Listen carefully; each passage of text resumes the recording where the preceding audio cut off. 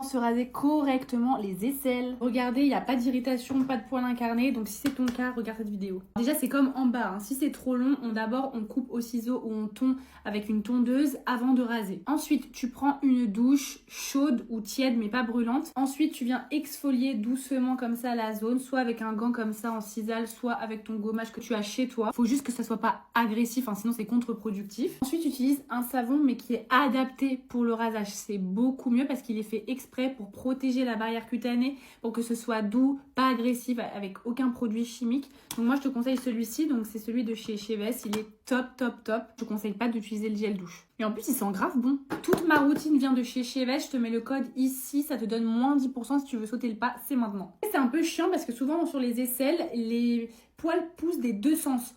Donc il faut en fait raser dans le sens du poil. Mais par exemple, si ceux d'ici poussent par là, on va hop faire comme ça. Et si ceux d'ici, ils poussent comme ça, on va faire comme ça. Donc c'est un peu relou, je sais, mais il faut vraiment se raser dans le sens de la pousse du poil. C'est ça qui évite les poils incarnés, les irritations.